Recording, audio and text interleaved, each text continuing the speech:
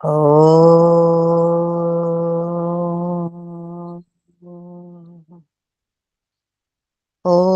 భూర్భువస్వః తత్సవితుర్వరేణ్యం భర్గో దేవస్య ధీమహి ధియో యో నః ప్రచోదయాత్.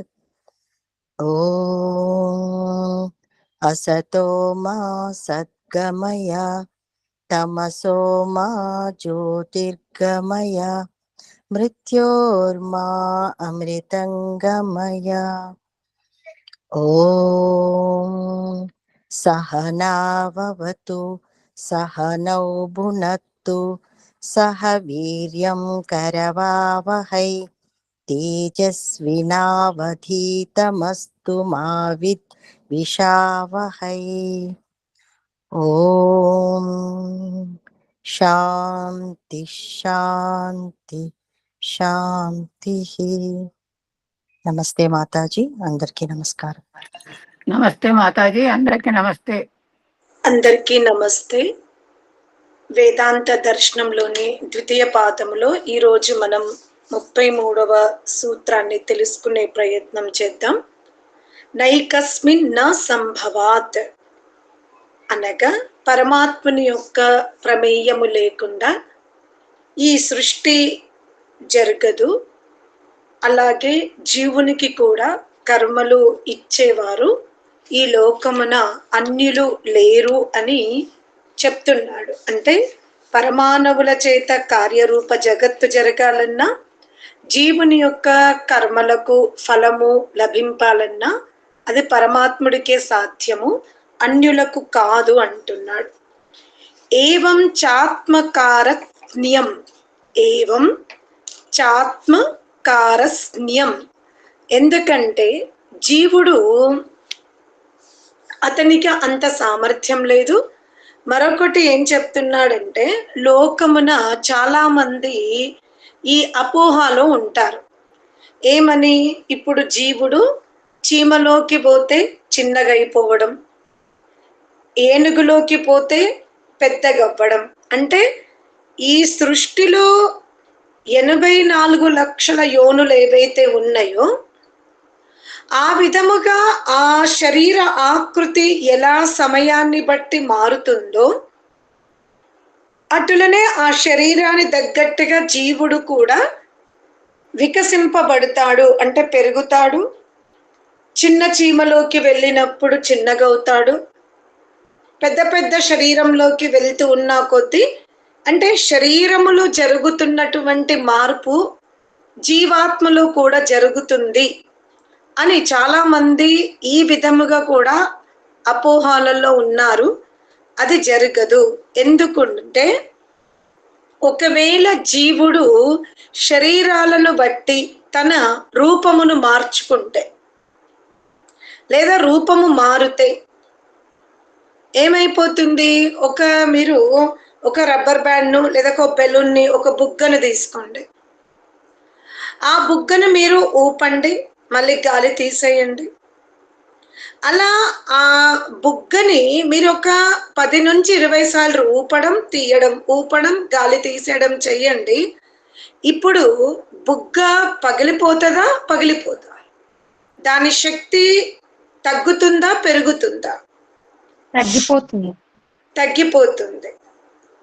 అటులనే జీవుడు కూడా ఒక శరీరము నుండి ఇంకో శరీరంలోకి వెళ్ళి, లేదా ఆ శరీరం ఎలా పెరిగి పెద్దదవుతుందో ఇతను కూడా అలాగే పెరిగి పెద్దదవుతున్నా కొద్దీ జీవునిలో కూడా ఏంటి శక్తి సన్నగిల్లుతుంది.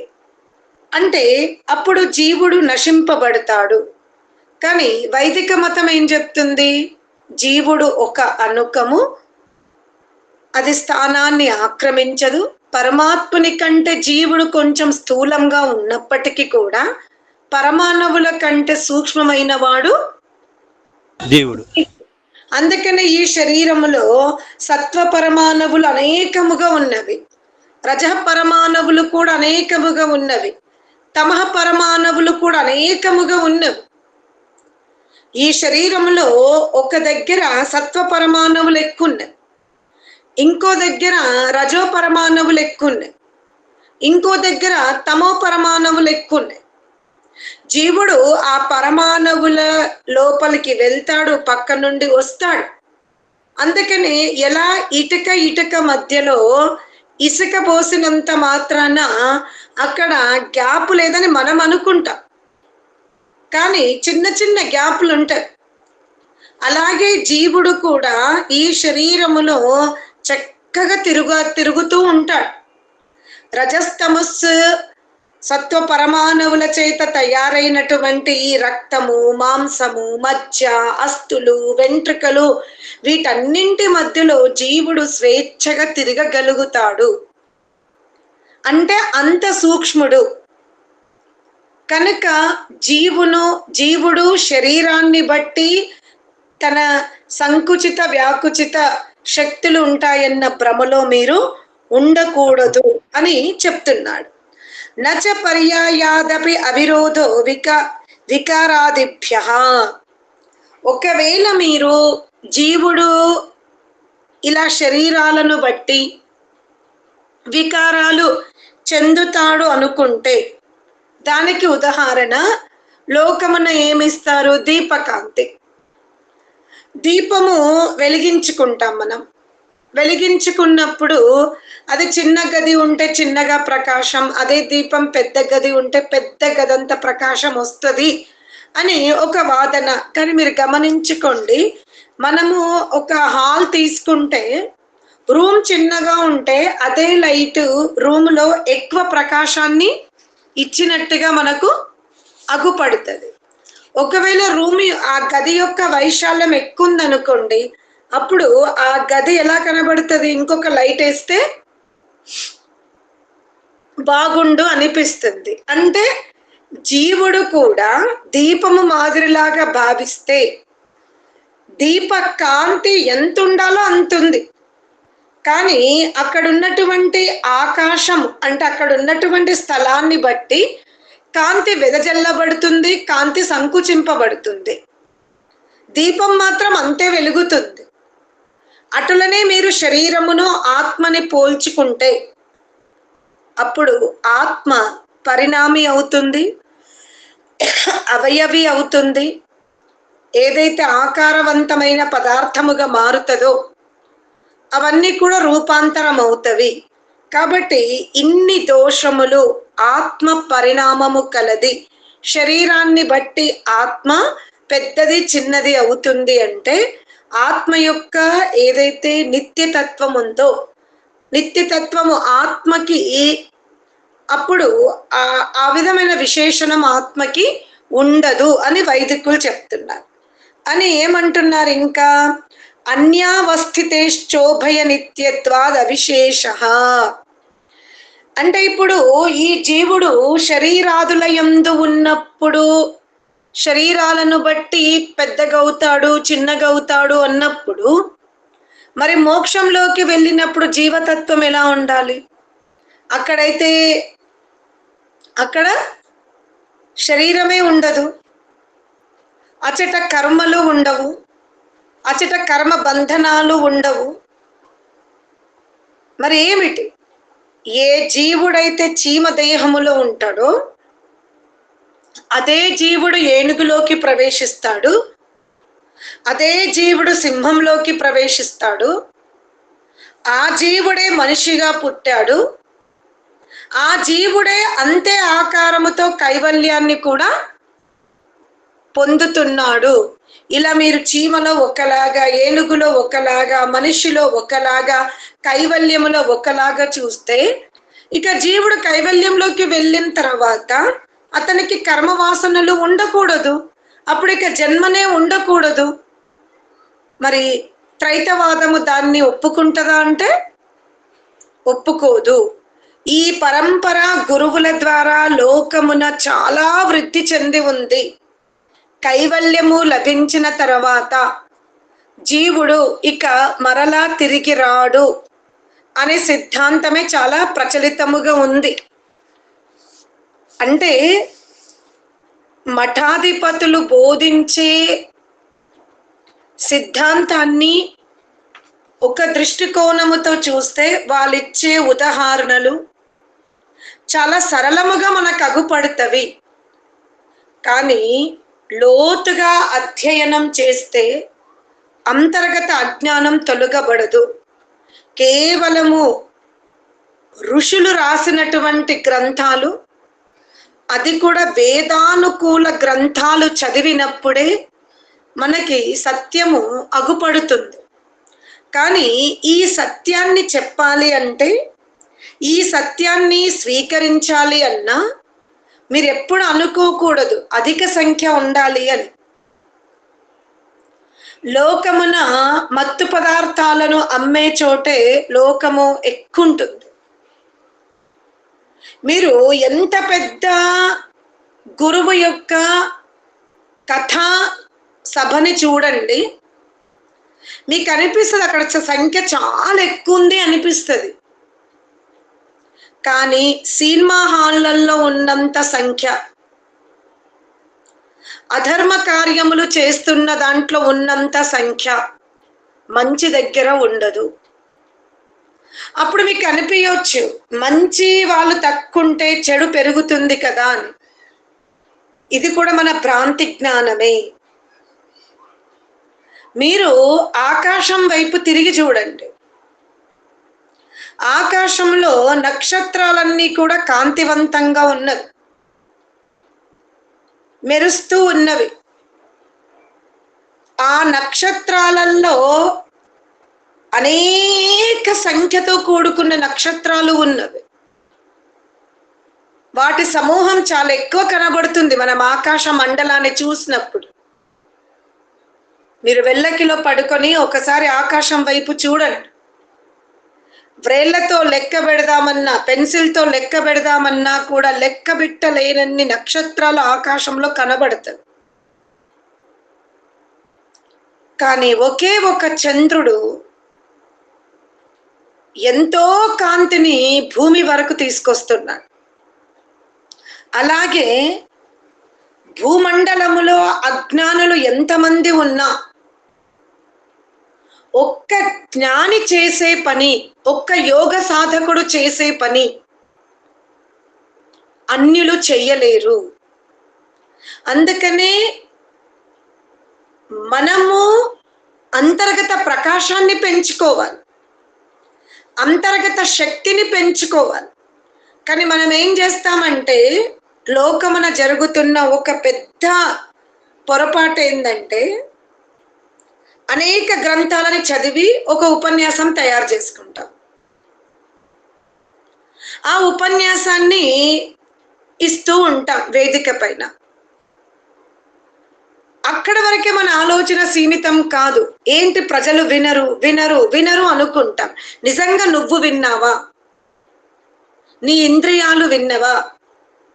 నీ బుద్ధి వింటుందా? నీ మనస్సు వింటుందా అని పరిశీలించుకుంటే అప్పుడు మీకు అర్థమవుతుంది, నేను ఏదైతే వేదిక మీద చెబుతున్నానో అది నేనే వినడం లేదు, నేనే ఆచరించడం లేదు. నా మనస్సు అంతే రాగద్వేషంతో ఉంది. మనందరి ఆలోచనలు ఎలా ఉంటవి అంటే, ఒక సమాన ఏజ్ అంటే సగటు ఏజ్, ఇంకా వార్ధాక్యం వైపు వెళ్ళలేదు. మధ్యస్థ ఆయు ఉన్న సమయంలో ఎవరైనా గతించారనుకోండి, గతిస్తూ వాళ్ళ యొక్క గృహానికి మనమందరం పరిగెత్తుకుంటూ వెళ్తాం.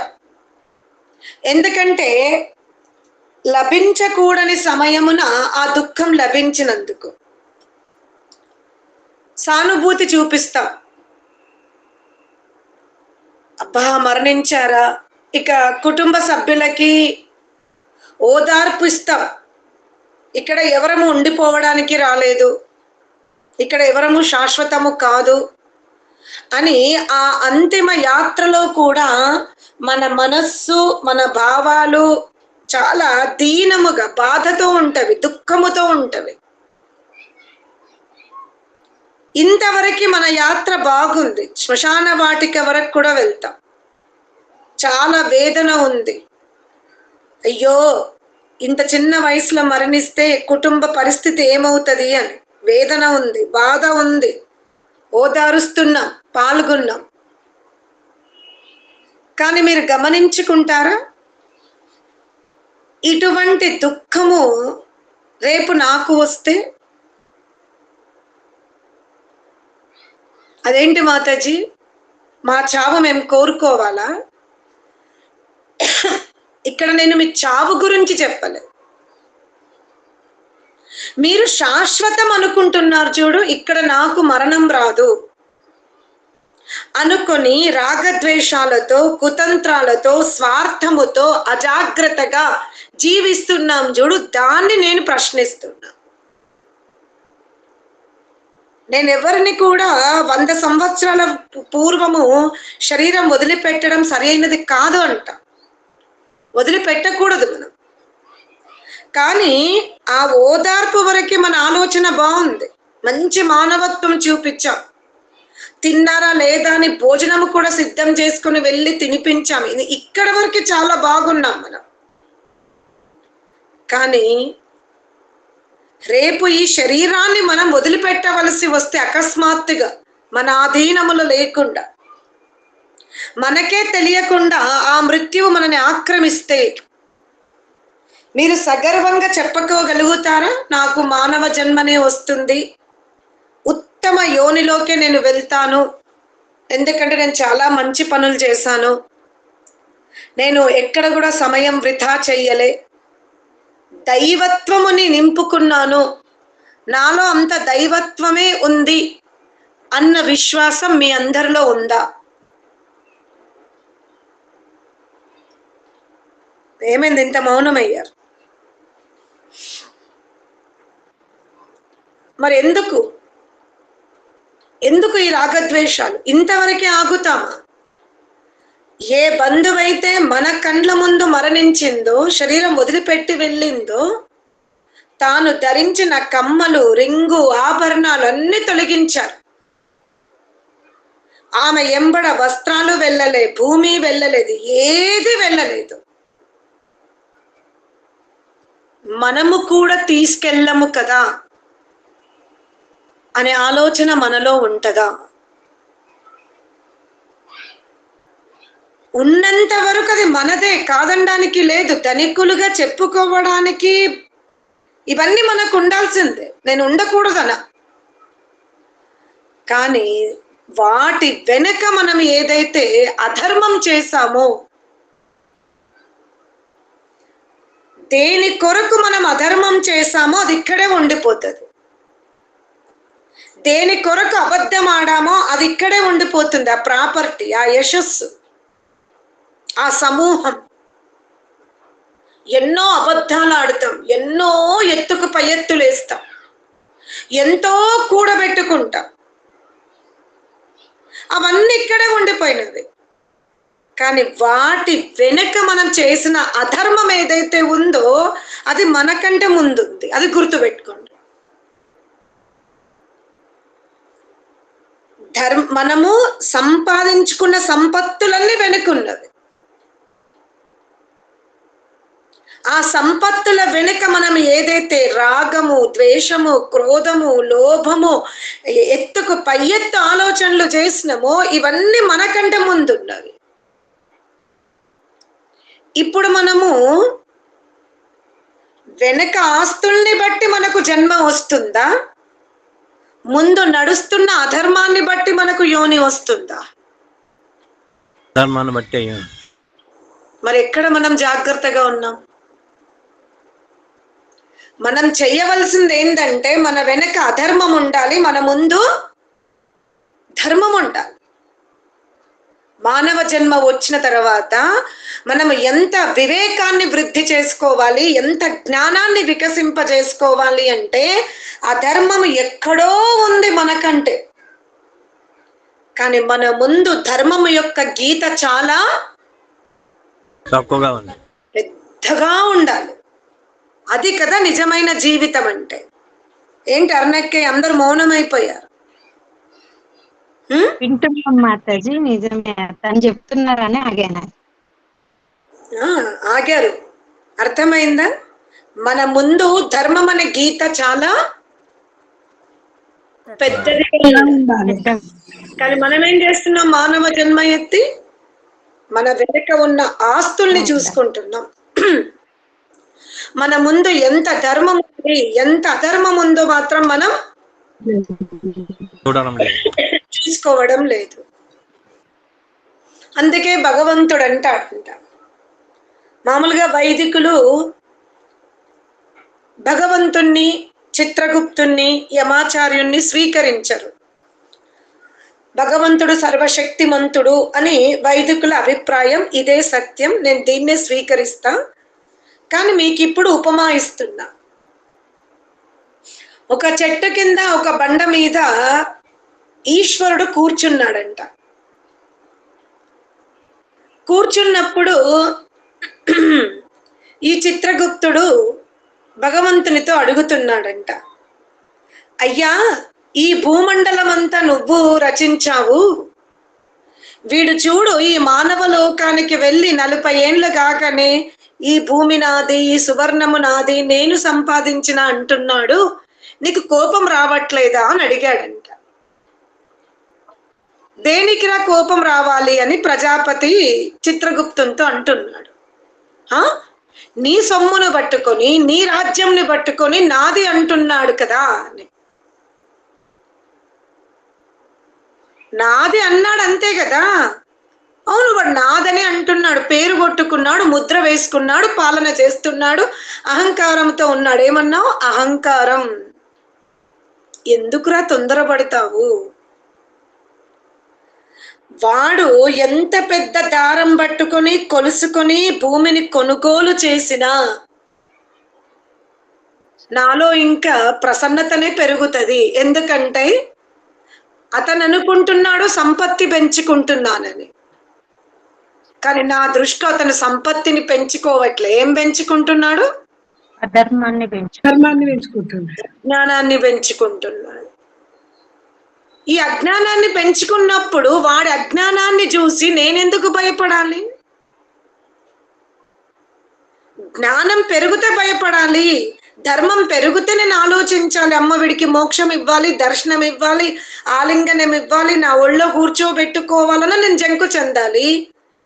వాడు అధర్మాన్ని పెంచుకుంటూ పోతూ ఉంటే నాకెందుకు బాధ అని చిత్రగుప్త అని ఏ ఆత్మ గురించి, ఏ మనిషి గురించి చిత్రగుప్తుడితో పరమాత్ముడిది మాట్లాడాడు.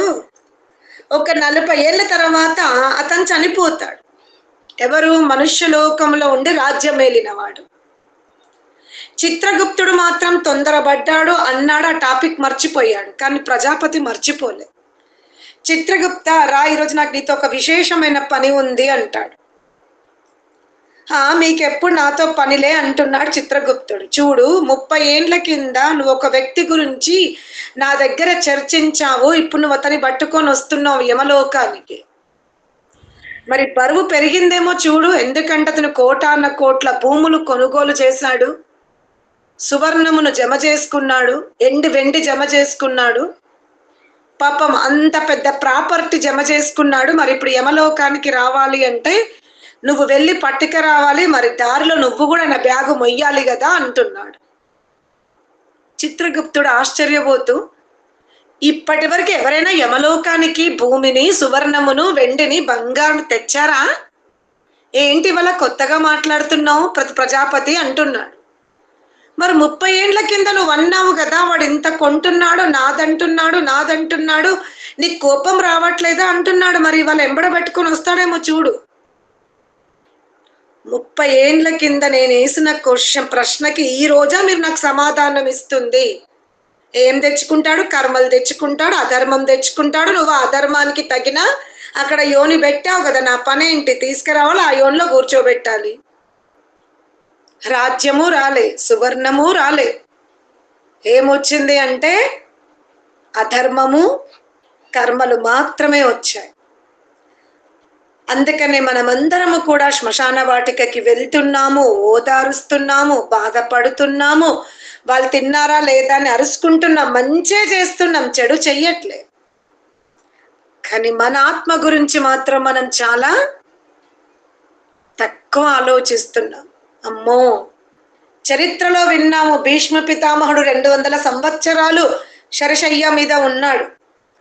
అర్జునుడు యుద్ధం చేసేటప్పుడు 80 ఏండ్లకు పైన ఉన్నాడు. అని చరిత్ర వింటున్నాము. కానీ నా పక్కనున్న ఆవిడ నా 50 ఏళ్ళకే పోయింది. మరి నేను కూడా అదే తిండి తింటున్నా, అలాంటి గాలే పీల్చుకుంటున్నా, ఆ నీరే తాగుతున్నా, ఆ రోగం నాకొస్తే ఎలా? అందుకే నేను తొందరగా ధ్యానం చేసుకుంటా, పుస్తకాలు చదువుకుంటా, మంచిని పెంచుకుంటా అన్న ఆతృత మనలో ఉంటే ఇక మనకు భయం వెయ్యదు, మనం రెడీగా ఉన్నాం. కానీ జీవితంలో ఎన్నో సత్సంగాలు వింటాం, ఎంతో మంది గురువులు మనల్ని తీర్చిదిద్దే ప్రయత్నం చేస్తారు. గురువుతో సహా మనము కూడా వెనుక సంపత్తుల్ని పెంచుకుంటున్నాం, అవి వదిలిపెట్టాలి, ముందు మాత్రం అధర్మంనే పెంచుకుంటూ వెళ్తున్నాం. అందుకే అంటాడు, ఏ జీవాత్మ అయితే చీమలో ఉందో, ఏ జీవాత్మ సింహములో ప్రవేశించిందో, అదే జీవాత్మ మానవ శరీరంలో ప్రవేశించింది, అదే జీవాత్మ మోక్షంలోకి ప్రవేశిస్తుంది.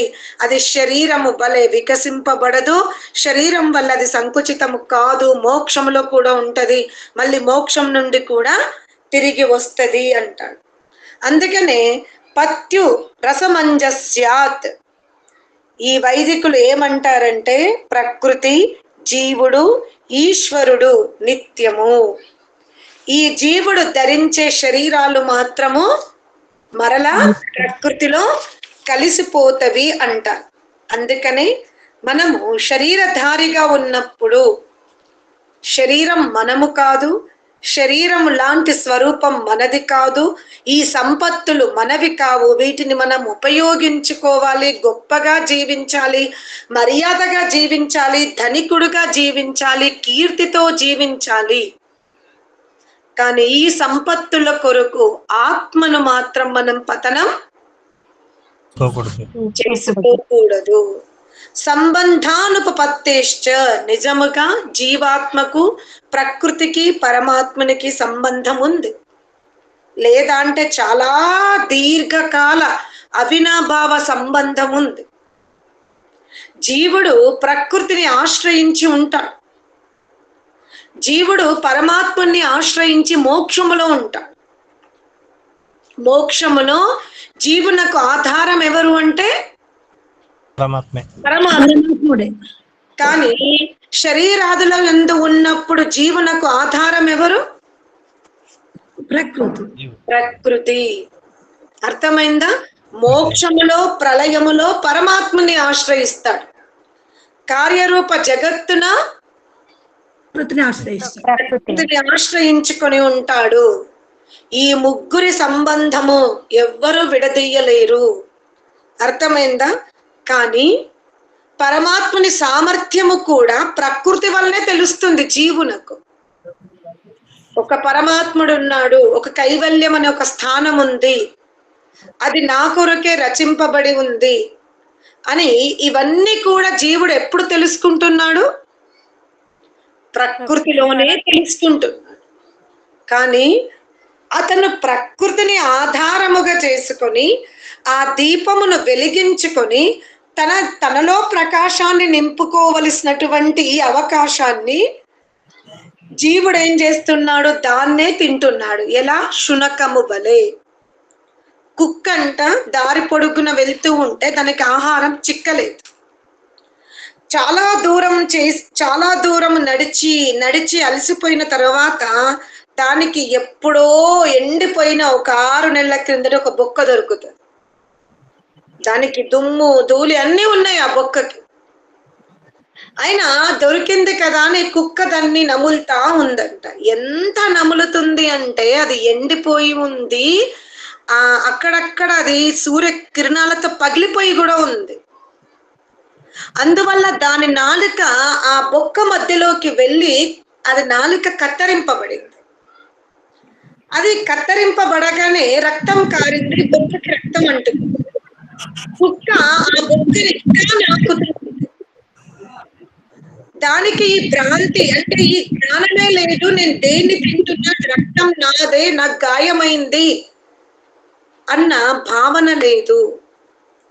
అటులనే మనము కూడా ఈ ప్రకృతి అనే ధనధాన్యములను, ఈ ప్రకృతి అనే సుఖభోగాలను అనుభవిస్తూ అనుకుంటున్నాము నేను చాలా ఐశ్వర్యముతో ఉన్నాను, చాలా సంపన్నమైన జీవితము గడుపుతున్నాను, అబ్బో ఇంత గొప్ప ఐశ్వర్యం, ఇంత గొప్ప ఐశ్వర్యం అని ఆస్వాదిస్తూ ఆస్వాదిస్తూ ఆస్వాదిస్తూ ఆ శునకం వలె మన అవయవాలన్నీ కూడా క్షీణింపబడుతున్నవి. కానీ మనం ప్రకృతి నుండి వేరు కావడం లేదు. ఇదే జ్ఞానం, ఇదే వ్యత్యాసం. పరమాత్ముడు ప్రకృతిని ప్రకృతిగా తెలుసుకున్నాడు, దాన్ని ఉపయోగించుకుంటాడు తన సామర్థ్యం కోసం. పరమాత్ముడు ప్రకృతిని ఉపయోగించుకుంటాడు. మనకి కూడా నీ సామర్థ్యం తెలుసుకోమని, నువ్వెవరో తెలుసుకోమని ఈ ప్రకృతిని ఇచ్చాడు. కానీ మనం దాన్ని అనుభవిస్తున్నాము తప్ప తెలుసుకునే ప్రయత్నం చెయ్యడం లేదు. అధిష్టానోపపత్తేశ్చ, మనం ఈ శరీరానికి స్వామి కాలేకపోతున్నాం. కారణం కారణం మన అజ్ఞానమే. ఇంకా ఎంత గొప్ప వాళ్ళమంటే మనం ఎంతటి శుద్ధ పూసలమంటే దేవుడికి కూడా శరీరం ఉందని చెప్తున్నాం. అరే నీవే శరీరములో బంధింపబడి ఉన్నావు, నానా యాతనలు పడుతున్నావు. తృతీయే ధామన్ నధ్యైరయంత, నీ యొక్క మస్తిష్క భాగమున గల గూటిలోకి వెళ్ళు, అక్కడ అతనిని దర్శించుకొని తరింపబడు అని వేదము చెబితే మనం ఏం చేస్తున్నాము? ఆ పరమాత్మునికి కూడా భార్య, బిడ్డలు, సంతతి, వారసత్వము, వివాహాలు, అభిషేకాలు, శరీరాలని మనం ధరింపజేస్తూ యుద్ధం చేస్తున్నాడు, ఓడిపోతున్నాడు, గెలుస్తున్నాడు, మాన అవమానాలన్నీ అంటగడతాం. మనకెన్ని జరుగుతున్నాయో ఆయనకు కూడా అన్ని జరుపుతున్నాం. మనకు ప్రతి సంవత్సరం మ్యారేజ్ డేలు, ఆయనకు కూడా మ్యారేజ్ డేలు. ప్రతి సంవత్సరం మనకు జన్మదినాలు, భగవంతునికి కూడా జన్మదినాలు. మనకు పూజలు, పరమాత్మునికి పూజలు. మనకు వస్త్రధారణ, పరమాత్మునికి వస్త్రధారణ. అలసిపోవడం లేదు. ఇలా పరమాత్మునికి కూడా శరీరాలను మనం అంటబెడుతున్నాం. దేవుడేమో అయ్యా నీవు చీమవు కావు, దోమవు కావు, పిట్టవు కావు, పురుగు కాదు, వృక్షము కాదు, పర్ణము కాదు అని దేవుడు మనకి చెప్తే మనం ఏం చేస్తున్నాము? అన్ని నీవే, ఆకు నీవే, పత్రం నీవే, పుష్పం నీవే, తోయం నీవే, అన్ని దేవుడికి అప్పచెప్తున్నాం. అయినా దేవుడు ఏమన్నా అంటున్నాడా? కారణం ఏమైనా ఉందా అంటే లేదు. గురువులు చెప్పారు లోకమంతా పరిగెడుతుంది, మేము పరిగెత్తద్దా? కర్ణవచ్చెన్న భోగాదిభ్య, మనము ఎలా ఈ ఇంద్రియాలతో సుఖభోగాలు అనుభవిస్తున్నామో ఆ అవయవాలన్నింటినీ కూడా పరమాత్మునితో జతపరుస్తూ ఉన్నాము. అంతవత్వ మసర్ధ్వజ్జాతావా, అసలు పరమాత్ముని యొక్క శక్తిని మనం తెలుసుకోగలుగుతున్నామా? ఒకవేళ పరమాత్మునికి కూడా మనలాగే ఇంద్రియాలు ఉన్నవి, పరమాత్ముడు కూడా మనవలే శరీరాలను ధరిస్తాడు, పరమాత్మునికి కూడా మనవలే భార్యా బిడ్డలు ఉంటాయి. లోకమున ఎంత గొప్ప ధర్మజ్ఞుడైన అన్నదమ్ముళ్ళు ఉండనివ్వండి, ఒక ఇంట్లో అన్ననో తమ్ముడో ధర్మాత్ముడు, మిగతా వాళ్ళందరికీ కూడా వివిధ లోభాలు ఉన్నవి. ఆ గృహములో శాంతి ఉన్నట్టుగా మీరు చూడగలుగుతారా? రామాయణములో ధర్మం అనేది కేవలం రాముడు మాత్రమే ఆచరించలే,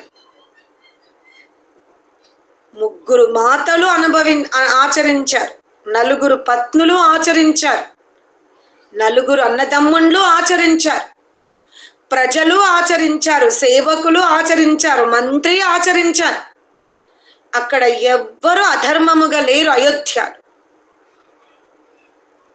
అందుకనే అయోధ్య మీద ఆక్రమణ జరగలే, లంక మీద ఆక్రమణ జరిగింది. ఎందుకంటే అక్కడ ధర్మాత్ములు ఉన్నారు, అధర్మాత్ములు ఉన్నారు, దానులు ఉన్నారు, పిస్నారులు ఉన్నారు, ఏకాంత సేవకులు ఉన్నారు, విలాసవంతులు ఉన్నారు లంకలో. కుంభకర్ణు యోగి, మహాయోగి, అవసరం ఉన్నప్పుడే తన ఇంద్రియాలను తాబేలు వలె ఇప్పుతాడు. క్షత్రియుడుగా ఉన్నటువంటి కుంభకర్ణుడు ఎంతో శస్త్రాలని నడిపించగలిగే శక్తివంతం ఉన్నటువంటి కుంభకర్ణుడు కూడా యోగిగా జీవనం గడిపాడు. దానికి మనం ఏం చేశాము? కుంభకర్ణుడు నిద్రపోతాడు. అరే కుంభకర్ణుడు ఆహారం కావాలన్నప్పుడు ఆహారం తీసుకున్నాడు. రాజ్యములో శస్త్రాలు అవసరం లేనప్పుడు యోగాభ్యాసం చేసుకున్నాడు. అది అక్కడ జరుగుతున్నటువంటి జీవనం, అది ఇతిహాసం. ఆయనకి రావణాసుడి యొక్క రాజ్యముతో కానీ ఆ రాజ్య పాలనతో కానీ సంబంధం లేదు. కానీ కుంభకర్ణుడు రావణాసుడి యొక్క రాజ్యములో ఉన్నాడు కనుక ఎప్పుడైనా రావణుడు కుంభకర్ణి యొక్క సహాయాన్ని కోరితే తప్పకుండా యోగమును ఆపి శస్త్రములను పట్టుకొని తన రాజ్యాన్ని రక్షించేవాడు. ధర్మ అధర్మమును ఆలోచించేవాడు కాదు, కేవలం రాజాజ్ఞలో యుద్ధం చేసేవాడు. అక్కడే విభీషణుడు ఉన్నాడు. విభీషణుడు ధర్మమును తెలిసినవాడు. అలానే రావణాసురుడికి విరుద్ధముగా లేడు, ధర్మమును మాత్రమే ఆచరించేవాడు. అందుకే రావణుడికి విభీషణుడికి మధ్యలో చాలాసార్లు యుద్ధం జరిగేది. కానీ విభీషణుడు ఆ సింహాసనం మీద కూర్చోవాలి అనుకోలేదు. అలానే తన దగ్గర ఉన్న శక్తిని కూడా అధికంగా యోజన చెయ్యలేదు. ఎందుకంటే కుంభకర్ణుడు గనక రావణుడి వైపు నిలబడితే నేను ఓడిపోతాను, నాకు ఆ శక్తి లేదు, నాకు ఎదిరించే శక్తి లేదు. కానీ ధర్మం తెలిసిన వాడు విభీషణుడు. అందుకనే ఎప్పుడైతే రాముడు విభీషణుడికి మిత్రుడయ్యాడో అప్పుడు నోరు విప్పాడు విభీషణుడు. ఎందుకంటే ఇక అర్థమైంది, ఇక్కడ ధర్మాధర్మముల మధ్య యుద్ధం జరుగుతుంది. ఎంత కుంభకర్ణుడు ఉన్నప్పటికీ కూడా రావణుడు అధర్మముగా ఉన్నాడు గనక ఈసారి ఓడిపోతారని తెలిసి విభీషణుడు నోరిప్పాడు. మనము చరిత్రను చరిత్రలాగా ఎప్పుడూ స్వీకరించాం. అన్ని ఆరాధన కథలే, కేవలం అభిషేకాలు లేదా పుతల తయారు చేసి కాల్చడం. అసలు కుంభకర్ణుడు ఎటువంటి యోగ నిద్రలో ఉన్నాడు, ఎంతటి సమాధి వైపు వెళ్ళాడు, ఎంత బ్రహ్మ సాక్షాత్కారం కోసం ప్రయత్నం చేశాడు, ఇవన్నీ మనకి ఏమీ వద్దు. సీతమ్మను అపహరించాడు రాముడు, అందుకనే రావణుడితో యుద్ధం చేశాడు, రావణ్ణి చంపేశాడు. అందుకే రాముడు దేవుడయ్యాడు. కొబ్బరికాయ కొడదాము, ఒడి బియ్యం పోద్దాము, ఆమెకు కట్టినటువంటి అక్షంతల్ని మనం తెచ్చుకొని మన మీద పోసుకుంటే మనకు కూడా సౌభాగ్యం వస్తుంది. ఇంతే మనం తెలుసుకున్న రామభక్తి. ఇలాంటి రామభక్తులము మనము సృష్టికర్త పరమాత్ముని యొక్క సర్వజ్ఞత్వాన్ని ఎలా తెలుసుకోగలుగుతాం? మన కళ్ళ ముందు జరిగినటువంటి ఇతిహాసాన్నే ఉన్నది ఉన్నట్టుగా తెలుసుకోలేని దౌర్భాగ్యులం మనము. పరమాత్ముడైతే నిరాకారుడు. అతని శక్తి, అతని యొక్క సంకల్ప శక్తి మనలాంటి సామాన్యుడికి అర్థం కాదు. అందుకని ఆయనకు కూడా ఒక విగ్రహాలు పెడతాం, ఆయనకు కూడా వివాహాలు చేస్తాం, ఆయనకు కూడా ఓడిబియ్యాలు పోస్తాం, పెండిలు చేస్తాం, జన్మదినాలు చేసుకుంటాం, ఇంకా రథయాత్రలు తీస్తాం. అర్థమైందా? ఉత్పత్తి సంభవాత్, పరమాత్ముడు కాని జీవుడు కాని పుట్టరు. అలాగే ప్రకృతి కూడా పరమాత్ముడి నుంచి పుట్టలేదు. ఇదే శాస్త్రము చెబుతున్న విషయం. నచ కర్తు కరణం, జీవుడు నిజముగా జీవునకు ఈ ఇంద్రియాలు ఎందుకు ఇవ్వబడినవి, ఈ అంతఃకరణాలు ఎందుకు ఇవ్వబడినవి జీవునకు? మానవ జన్మలో బుద్ధి యొక్క సామర్థ్యము ఇతర యోనుల కంటే ఎందుకు ఎక్కువ ఇవ్వబడుతుంది? ఆహారాది పదార్థాలు అలాగే ఇచ్చేసి మానవ జన్మను వదిలిపెట్టొచ్చు కదా పరమాత్ముడు. సింహములు, అన్ని జంతువులు పెరుగుతున్నవి, వికసింపబడుతున్నవి, జాతి పెంచుకుంటున్నాయి, బాగానే బ్రతుకుతున్నవి కదా, వాటికి గూడుంది. మరి మానవ జన్మకి ఆహార పదార్థాల వరకే ఉండకుండా ఎందుకు శాసనం ఉంది, ఎందుకు రాజ్యం ఉంది, ఎందుకు దండన ఉంది, ఎందుకు వేద జ్ఞానం ఉంది, ఎందుకు మర్యాదలు ఉన్నవి? పశువులు ఉన్నవి, అవి సంభోగ క్రియను ఎవరితో అంటే వాళ్ళతో జాతిలో చేసేసుకుంటవి. కానీ మానవుడికి మాత్రమే ఒకే భార్య, ఒకే భర్త, ఆ ఇరువురి ద్వారా వచ్చిన సంతానాన్ని సుశిక్షితులుగా చెయ్యాలి, మర్యాదగా పెట్టాలి, జన్మనిచ్చిన తల్లిదండ్రులకు సేవ చెయ్యాలి, గురువుని రక్షించుకోవాలి.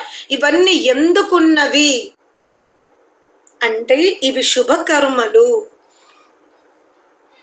నీకు జన్మనిచ్చిన అమ్మ నాన్నకి వార్ధాక్యములో నీరు పోసావా, వస్త్రములు ఇచ్చావా, అది నీ శుభకర్మ.